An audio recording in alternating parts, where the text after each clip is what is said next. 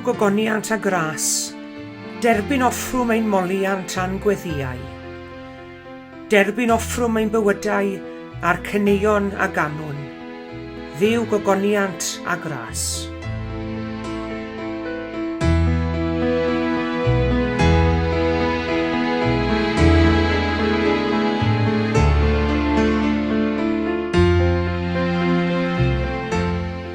Bore da iawn i chi gyd a chroeso cynnes i chi'r oedfa. Diolch yn fawr iawn i chi am ymuno ni heddi ar y sil cyntaf yn hymor y Grawys. Gobeithio gewch chi fendith o gydaddoli â ni. Croeso cynnes iawn.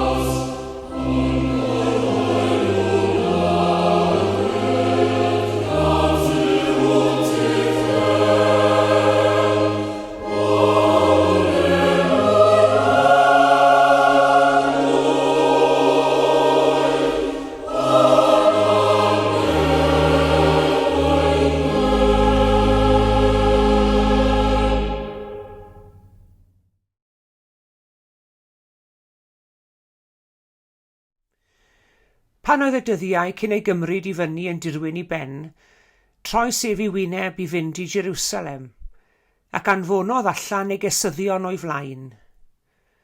Cychwynasant a mynd i mewn i bentref yn Samaria i baratoi ar ei gyfer.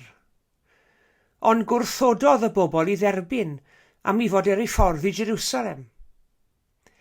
Pan welodd i ddisgyblion, Iago ac Ioan hyn, meddent arglwydd, a fyny dyn i alw tân i lawr o'r nef a'i dinistrio. Ond troi sef a'i cyryddu, ac eithant i bentref arall. Pan oeddent ar ei ffordd yn teithio, meddai rhywun wrtho, canlynaf di lle bynnag yr ei. Meddai Iesu wrtho, y mae gan o llwynogod ffeiau, a chan adar yr awyr nythod, ond gan fab y dyn, nid oes lle roi ben i lawr. Ac meddai wrth un arall, canlyn fi. Meddai yntau, arglwydd, caniatáu mi yn gyntaf fynd a chladdu fy nhad. Ond meddai Iesu wrtho, gad i'r meirw gladdu meirw 'i hunen. Dos di a chyhoedda deyrnas Dduw. Ac meddai un arall, canlynaf di arglwydd, ond yn gyntaf caniatáu mi ffarwelio am teulu. A meddai Iesu wrtho, nid yw'r sawl osododd i law ar yr arydyr ac sy'n edrych yn ôl, yn addas, i deyrnas dduw.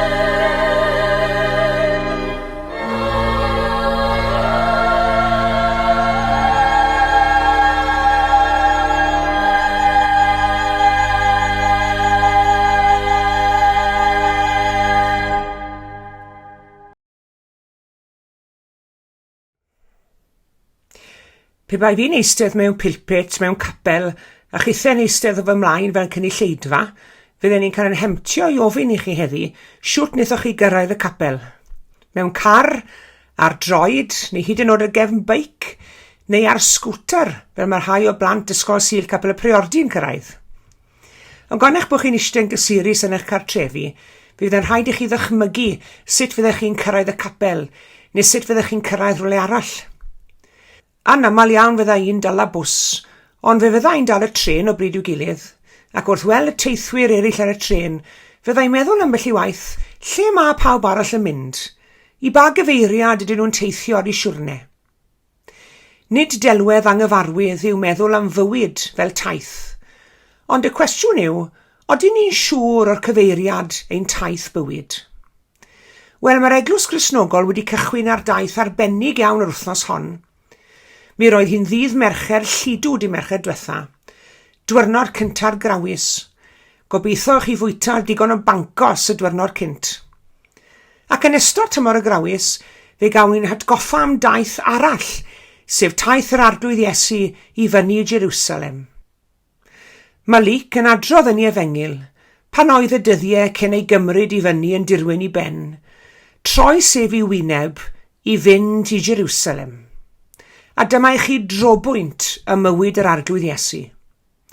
Iesu'n troi ac yn cychwyn i daith, y daith y fydde yn y pen draw yn ei arwen at Galfaria ac at y groes. Mae'r Grawys yn gyfnod reit bwysig yng nghalendr yr Eglwys Gristnogol. Cyfnod o 20 diwrnod yw sy'n arwain i fyny at y Pasg. Ac adeg y Pasg i ni'n cofio nid yn unig am y prynhawn gwener tywyll hwnnw ar Golgotha, ond hefyd am wawr y trydydd dydd, pan ddethlu'r atgyfodiad Crist o'r bedd a'i fuddugoliaeth dros angau. Ac yn union fel y gwnaeth Iesu, fe gawn ni hefyd gyfle i droi ein golygon o'r newydd i gyfeiriad Jerusalem yn ystod y cyfnod hwn, ac i feddwl am yfyrio ar wythnosau olaf bywyd ein harglwydd Iesu ar y ddeiar hon, yn ogystal â chofio rhai o'r digwyddiadau ungol hynny, enghraifft i daith fuddugoliaethu sy'n fewn i ddinas Jerusalem, y weddi ddwys yng Ngethsemane, Iesu'n golchi trad y disgyblion, sefydlu'r swper olaf, y croeshoelio a'r atgyfodiad. Ond siwt awn ni ati i ddefnyddio'r cyfnod hwn, y Grawys, i baratoi wrth agosau at yr wythnos bwysicaf yn y calendr Cristnogol, sef yr wythnos fawr, wythnos y Pasg. Be allwn ni wneud yn weddigar am y fyrgar? Pa bethau allwn ni wneud mwyn ein cynorthwyo ni'n ysbrydol wrth i ni geisio treiddio'n ddyfnach i ymdeimlo ar cariad pur a welwyd wrth i'r arglwydd Iesu ildio i fywyd droson ni? A beth allwn ni wneud yn ymarferol hefyd? Mwyn ceisio i ni ieithu a phrofiad Iesu yn gwrs sefyll temptasiynau yr anialwch, fe fydd rhai Cristnogion yn ymarfer disgyblaeth arbennig drwy ymwrthod a phethau melys dros gyfnod y Grawys. Dyna pam wrth gwrs i ni'n bita ffroes neu bancos y diwrnod cyn Mercher Lludw, dydd Mawrth ynyd, mwyn cael gwared yn draddodiadol o'r bwydydd bras sydd yn y tŷ. Falle bydd rhai ohonoch chi'n tiwnio mewn i'r we, yn union fel eich chi'n gwneud reit nawr y dweud y gwir, ac yn derbyn arweiniad gan oedfa neu fyfyrdod digidol, gan adnod neu weddi. Falle bydd rhai ohonoch chi'n darllen deunydd sydd wedi sgrifennu'n arbennig ar gyfer y Grawys gan enwadau a mediadau Cristnogol. Falle bydd eraill ohonoch chi'n troi at air Duw ac yn canolbwyntio ar y penodau arbennig sy'n olrhain hanes dioddefain Crist a threulio chydig mwy amser mewn gweddi. Falle bydd rhai ohonoch chi'n darllen emyn neu'n gwrando ar emyn neu hyd yn oed yn canu emyn bob dydd. Wy'n gwybod bod y Grawys wedi cychwyn, ond dyw ei ddim yn rhy hwyr i chi gychwyn arni. Mae'r Grawys yn gyfnod arbennig iawn o'r flwyddyn sydd yn ein cynorthwyo ni i baratoi ar gyfer gwyl bwysicaf y calendr Cristnogol, sef y Pasg. Nid yr Nadolig sylwch, ond y Pasg.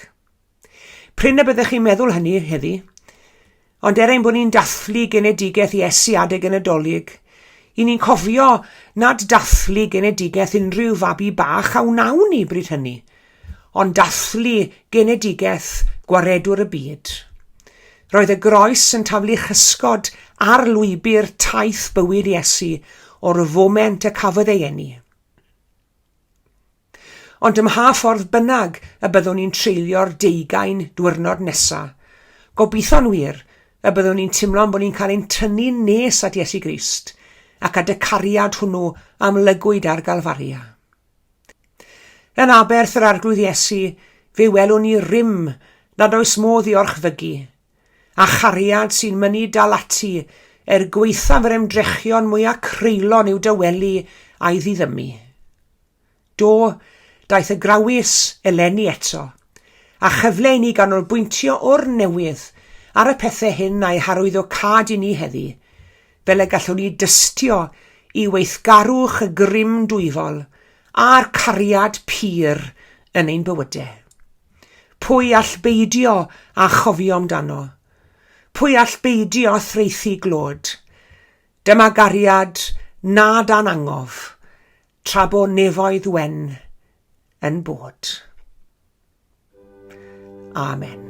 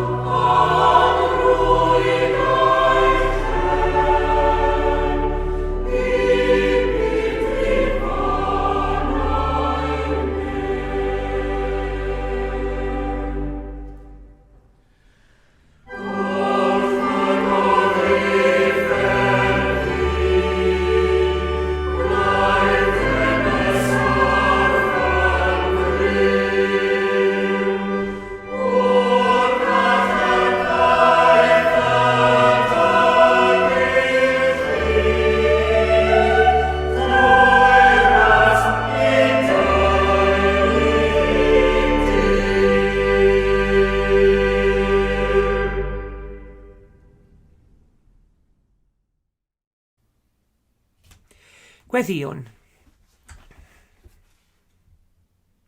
Ein tad yr hwnnwyd yn y nefoedd, tro'n atat yn awr mewn gweddi, yn unne wedi camu mewn i dymor y Grawys, tymor y baratoi, yn feddyliol, yn ysbrydol, yn gorfforol hefyd, ar gyfer nodi a dathlu gwyl fwyaf eglwys Gristnogol. I ni'n diolch i ti o ddiw ein tad o ti yn ein harwen ni drwy dy lan ysbryd, ac yn ein bugeilio ni o ddydd i ddydd ac o awr i awr. Ac yn wir arglwydd mae angen dy fugeiliaeth arno ni, mae angen dy nerth di arno ni hefyd, oherwydd fe gawn ni'n temtio bryd i'w gilydd, i ddilyn ein chwantau ni'n hunain ac i ddilyn ein dymuniadau ni'n hunain, yn hytrach na ildioeth y wyllus di. Pan fyddwn ni yn effeithwch ein hamheuon, ac yn baglu yn ein hofnau a'n hansicrwydd, arglwydd tyrd i'n argyhoeddi. Pan fyddwn ni yn effeithwch ein hunigrwydd, heb neb yn gwmni ni a neb i rannu'n gofidia nhw, arglwydd tyrd i'n cysuro. Pan fyddwn ni yn effeithwch ein hanobaeth, ein methiant yn ein llethu a'r dyfodol yn dywyll, arglwydd tyrd i'n cynorthwyo. Pan fyddwn ni yn effeithwch ein tlodi ysbrydol, wedi colli gafel arna ti ac yn methu gweddio, arglwydd tyrd i'n bendithio. Fe gofiwn ni o darnefol am y cyfnod y driliodd yr arglwydd Iesu yn y diffeithwch yn yr anialwch, yn paratoi hun ar gyfer iddio ddefaint. Ond fe gofiwn hefyd iddo gael ei demptio ac iddo wrthsefyll y temptasiynau hynny.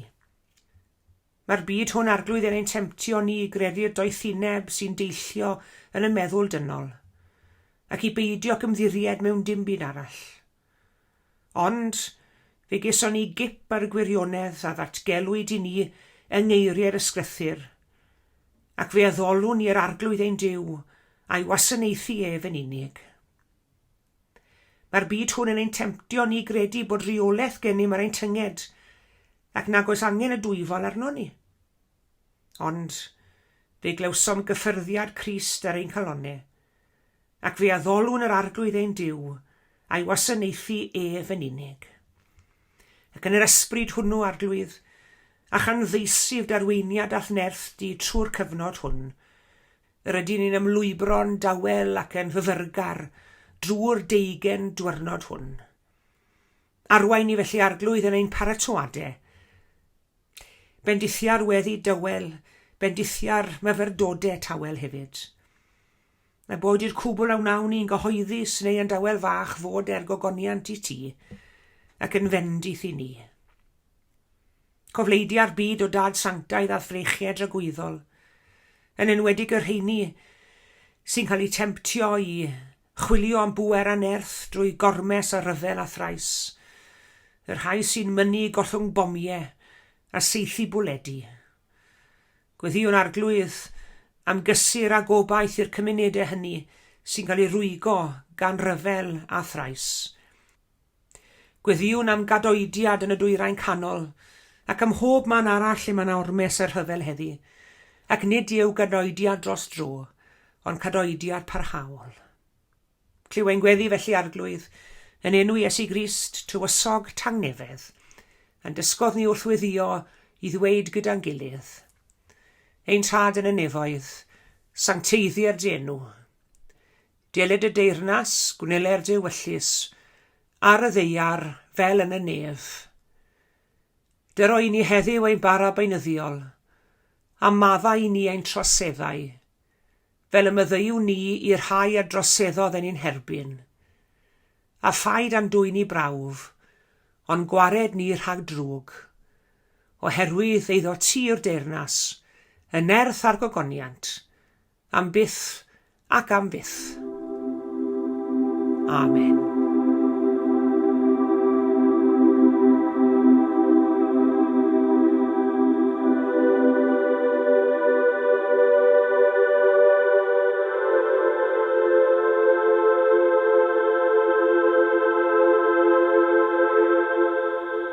Diolch yn fawr iawn i chi gyd am eich cwmni yn yr oedfa heddi.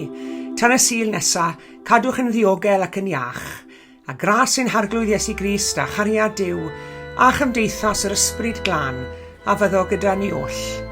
Amen.